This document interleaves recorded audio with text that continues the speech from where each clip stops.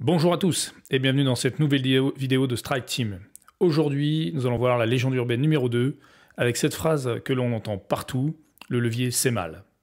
Tout d'abord, nous allons travailler avec ce tableau-là, ce schéma qu'on a déjà vu dans la légende urbaine numéro 1, je vous mets le lien en description, qui est le profil de risque. Donc je rappelle comment ça marche. Ici, on a l'actif. Et l'abscisse, ici, c'est le cours de l'actif. Donc, plus on va à droite, plus le cours de l'actif, le sous-jacent, l'ETF, l'action, le commodities, va vers le haut. Pardon, ici, c'est le sous-jacent A qui va vers le haut, qui augmente en valeur. Et ici, c'est le sous-jacent A qui baisse en valeur. Ici, en ordonnée, on a les profits qui sont à la hausse. Et ici, les profits... Enfin, les pertes, pardon, à la baisse. Et donc, voilà comment ça fonctionne. En fonction de la stratégie, en fonction de ce que vous faites, si le sous-jacent, le cours se retrouve ici, vous pouvez être quelque part par ici, donc en gain, ou par ici, en perte, en fonction de est-ce que vous êtes dans le sens du marché, dans le sens inverse, vous shortez, ou vous achetez ou vous vendez. Voilà. Donc ça, c'est pour rappel. Et donc, après, on peut mettre une courbe comme celle-là afin de pouvoir modéliser la courbe de risque. Donc déjà, au niveau du levier, on va repartir. En fait, cette vidéo n'est pas une vidéo pour vous inciter à utiliser le levier, c'est plutôt une vidéo pour vous inciter à réfléchir quand on a des phrases toutes faites comme ça, qui sont extrêmes. Le levier, c'est mal, donc on ne fait pas de levier. Est-ce que c'est si noir que ça, étant donné qu'en général, c'est rarement tout noir ou tout blanc. Donc on va regarder ce que ça donne, la courbe de risque et de gain sans levier. On va se mettre d'accord sur le principe. Donc on a une courbe comme ceci. On investit A, donc qui cote $100. Donc l'action A, l'ETF, le commodities cote $100. On en achète un. Et donc si A augmente de 10%, vos profits vont augmenter aussi de 10%. Donc vous avez acheté une action A à $100, elle monte de 10%, vous avez gagné $10, c'est 10%, donc $10. Si votre action descend de 10%, eh bien vous avez perdu 10%, $10. Donc en sans levier, ça monte de X%, vos gains et vos pertes montent de X%, et inversement, si c'est en perte.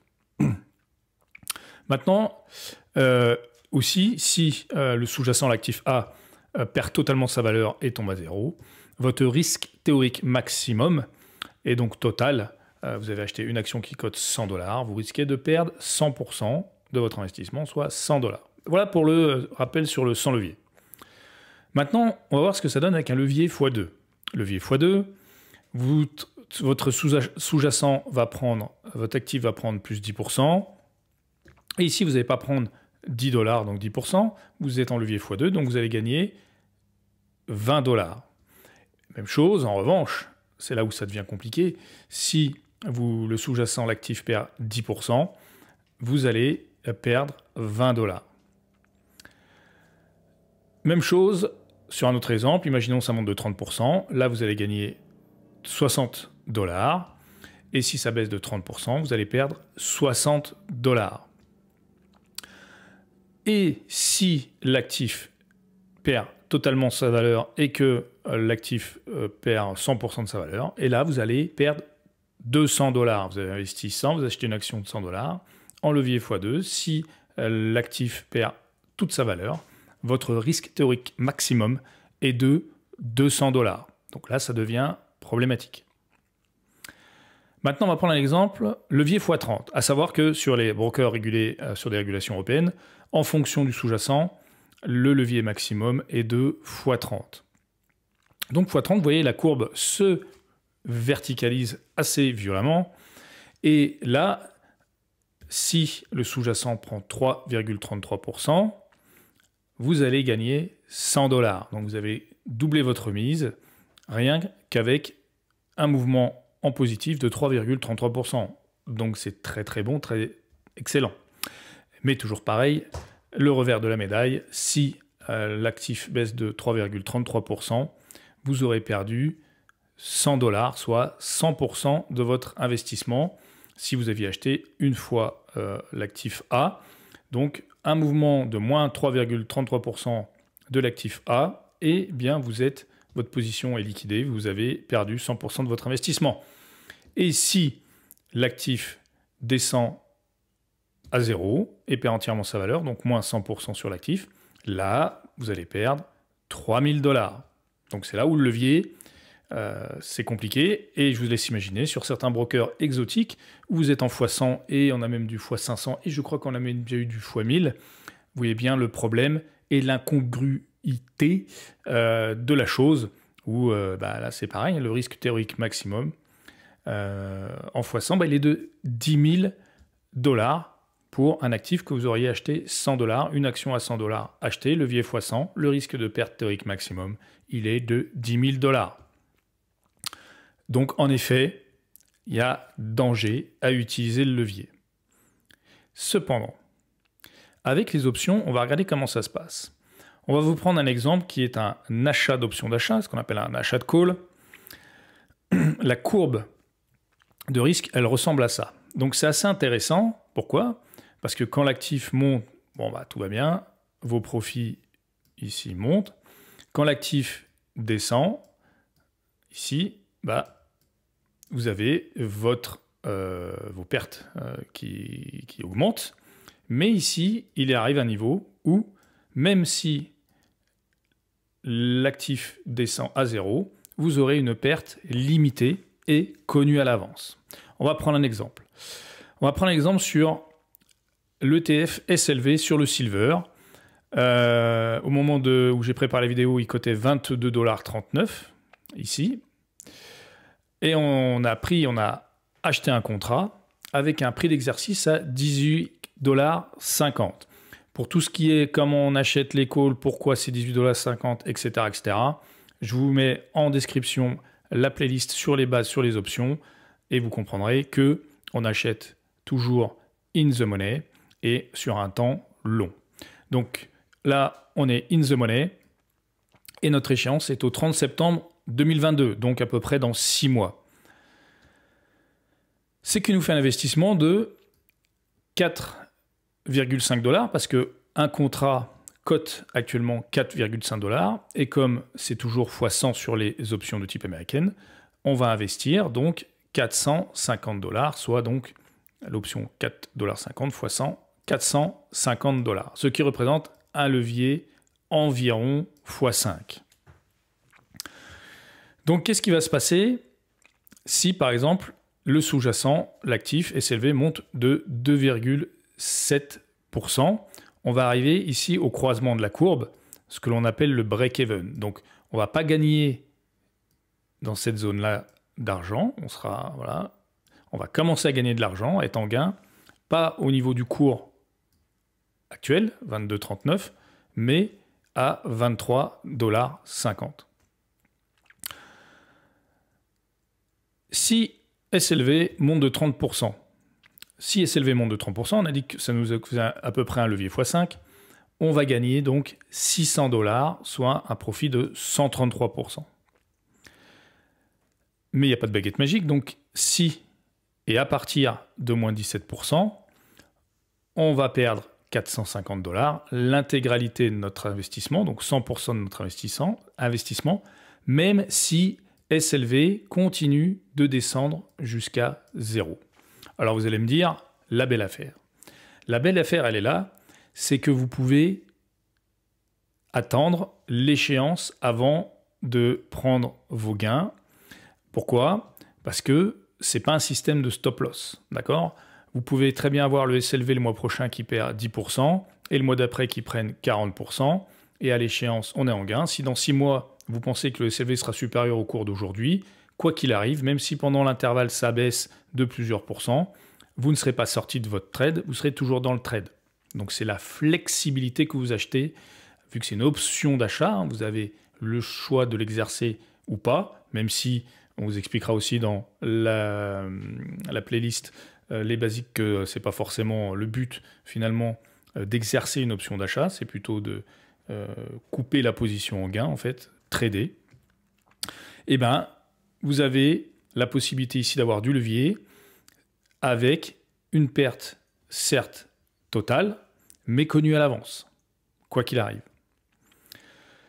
Donc voilà, même si le SLV perd 100% de sa valeur, vous aurez toujours une perte de 450 $. Vous serez limité à votre investissement, soit le cours x 100, 450 $. Je vous mets ici la courbe sur Option Strat, ok, d'accord. En haut à gauche, vous avez bien le SLV, 22,39, c'est pour avoir le calcul des détails. L'échéance ici qu'on a choisi au 30 septembre.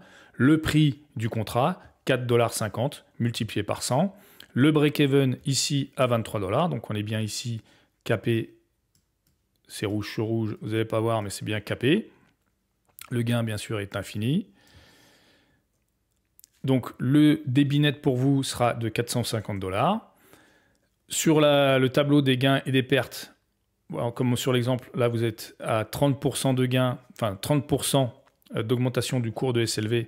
Vous êtes bien à 600 $ de gains. Et si vous tombez à moins 17%, vous aurez une perte de 450 $. Et on voit bien que même si ça tombe à ici moins 31%, vous aurez toujours une perte de 450 $. Le débit, on l'a déjà dit. La perte max, on l'a déjà dit. Le profit est infini. Et le break-even, vous l'avez compris, à 23 $. Dans le lien, vous aurez le lien pour vous emmener directement sur Option Strat afin de voir tous ces calculs. Maintenant qu'on a vu sur les options, on va retourner voir ce qui se passerait sur le SLV avec un trade traditionnel. Donc, on a dit qu'avec l'achat d'options d'achat, on allait contrôler donc sans action, pas acheter, contrôler sans action. Donc, on va faire pareil. On va acheter, là pour le coup, sans action, donc faire un investissement de 2239 $. Si, sans levier, bien sûr, on est bien sur du sans levier. Si SLV fait 30%, vous gagnez 30%, soit 671 $, donc à peu près ce qu'on allait gagner avec ce qu'on va gagner avec les options et l'achat de call. Si le SLV descend de moins 30%, pardon, votre perte sera aussi de moins de 30%, donc de moins 670 $. En revanche, et bien sûr, si le SLV tombe à zéro, mais j'ai des doutes que ça arrive un jour, mais on ne sait jamais, votre perte sera totale de 2239 $. Maintenant, si on fait ça avec du levier x5, levier x5, pour vraiment comparer, faire une comparaison honnête et correcte, donc on ne va pas prendre 100 fois le SLV, on va prendre 20 pour faire à peu près le même investissement qu'avec l'achat de call. Plus 30%, c'est pareil, vous êtes dans les 671 $, donc plus 150%. Moins 17%, vous êtes à moins 381 $, soit moins 85%. Et ce qui correspond, moins 17%, pourquoi ça correspondait pour comparer à l'achat de call. Et si le SLV perd entièrement de sa valeur, donc l'actif, c'est un exemple, vous perdriez moins 2240 $, soit 500%, donc 100% x 5, levier 5, donc une perte de 500% sur votre investissement. Cependant, ça c'est valable pour des brokers exotiques. Sur les brokers européens, comme je vous l'ai dit, le levier maximum est de x30. L'ESMA régule ça depuis 2018. L'ESMA, c'est le European Securities and Market Authorities, qui est l'équivalent de l'AMF, l'autorité des marchés financiers français, au niveau européen. Donc, levier x30 maximum autorisé. Si vous allez sur un broker européen, régulé de manière, au niveau de l'Europe, vous verrez que vous ne pourrez pas aller plus loin que le levier 30. Vous ne pouvez pas non plus avoir de compte en négatif. Et votre trade sera clôturé à partir du moment où vous serez à moins 50%. Donc ça, c'est pour le levier ESMA Europe. Donc ça se passerait comme ça, 22,39, toujours le même exemple, x 20 pour investir la même quantité d'argent que sur l'achat de call. Plus 30%, toujours 611 $, plus 150% de profit. Moins 10%, par contre, moins 10%, là, vous arrivez à moins 50% de perte, soit la moitié de ce que vous avez investi, 224 $. Mais vous êtes sorti de votre trade. Vous êtes sorti de votre trade. Vous êtes en perte. Et c'est notamment pour ça que la majorité des traders particuliers perdent systématiquement avec du levier, parce que vous êtes sorti de votre trade. Il suffit que SLV fasse moins 10%, ce qui peut arriver, et le stop loss est automatique. Je ne vous parle pas aussi des cas de figure un peu particuliers comme Facebook la semaine dernière, moins 20% à l'ouverture, gap baissier, alors c'était 22,5 je crois à l'ouverture de mémoire. Voilà, si ça fait moins 22,5, le broker ne va pas vous dire ok, on s'arrange et puis je t'enlève que 50%. Vous aurez une perte qui sera équivalente à... voilà, le broker, il ne va pas vous faire cadeau de ce gap baissier. Donc là, pour le coup, c'est dangereux. Ça paraît plus sexy qu'un achat d'option d'achat, qu'un achat de call, mais il y a ce problème de coupe-circuit qui fait que vous êtes régulièrement une mèche, une petite mèche, là, blim, une mèche, vous êtes sorti, vous avez perdu, vous êtes en perte réalisée. Alors que sur un achat de call, vous serez en perte réalisée limitée à votre investissement, à 100%, certes, mais à l'échéance. Si à l'échéance, vous avez tort, dans ce cas-là, vous êtes en perte. Mais comme je vous l'ai dit aussi, on n'est pas en train de chercher à acheter le sous-jacent, on est en train de spéculer sur le sous-jacent. Si vous sentez que vous avez tort, vous pouvez revendre votre contrat aussi, à condition qu'il y ait de la liquidité, bien évidemment. Donc c'est un petit peu plus complexe que ça, mais ça vous offre plus de flexibilité. Vous achetez de la flexibilité et de la sécurité quelque part. Petit tableau récapitulatif. Donc en x1, on a dit que la perte max était de 100% si le SLV allait à 100%. Le break-even, il est au niveau du cours du moment. Et donc, si le sous-jacent, le SLV, fait plus 30%, vous allez gagner $671, mais pour 2239 $ investis en levier x1, 2239 $ pour avoir 100 fois le SLV. Parce que si on faisait que 20 fois le SLV, ben ici, vous n'auriez pas 670 $. Vous auriez moins. Au niveau du levier x5, on va dire exotique, bah si le SLV fait moins 100%, vous avez une perte réalisée de moins 500%, donc c'est embêtant. Vous avez par contre, voilà, si A fait plus 30%, bah un gain de 150%, soit 671 $ pour 448 $ investis. Avec le, on va l'appeler comme ça, le x5 ESMA, bah, vous avez une perte max de 50%, mais ce qui veut dire quand même que ça arrive quand le SLV ou si le SLV fait moins 10%, donc embêtant, pour un gain équivalent de 671 $ et un investissement de 448 $. Sur le levier à peu près de x5 de l'achat de call, si le SLV va à moins 17%, vous êtes en perte non réalisée jusqu'à l'échéance de 100% de votre investissement. Et s'il fait 30%, bah vous gagnez un petit peu moins parce qu'on est à un levier un peu moins de x5. Hein, ça va, les options, c'est qu'on ne choisit pas son levier, on choisit son prix d'exercice.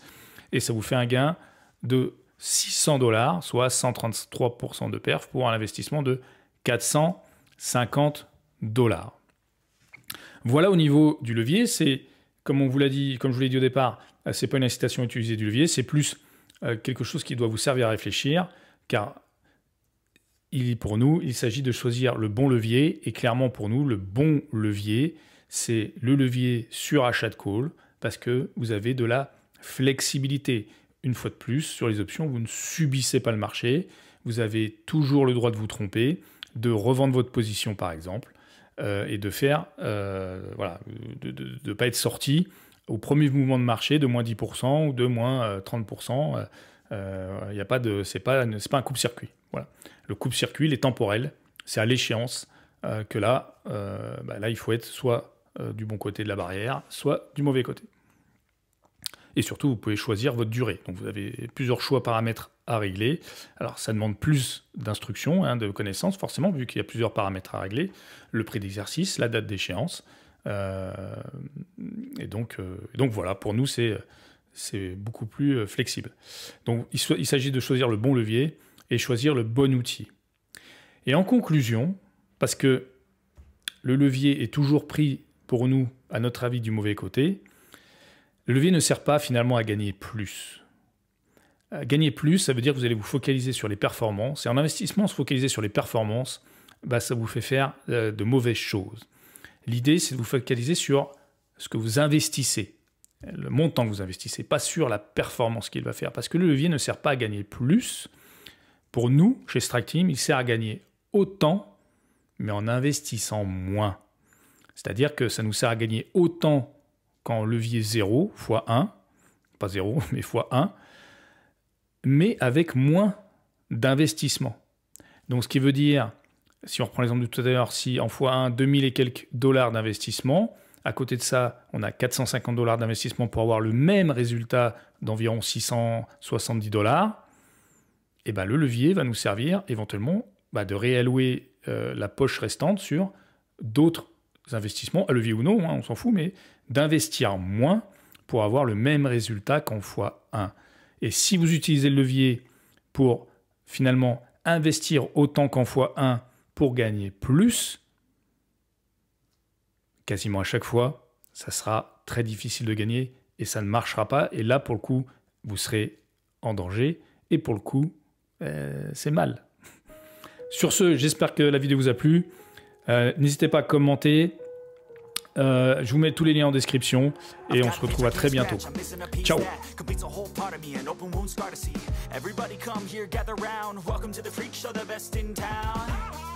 What the hell's wrong with me? I don't get along with anybody, honestly. I've been living in my own head, constantly thoughts jumbled around, think I need a new lobotomy. Wait, all these thoughts are too negative. I don't wanna get lost in the sedative. Gotta show them what I got, I'm competitive. You know I'm about to go off, I won't let them win, I'll take a stab. I wanna chase the bag, I wanna weigh, I can change all the things I lack. I gotta face the facts, I got a taste in that. Got me obsessed with the rest, I got an itch to scratch. I'll give up everything.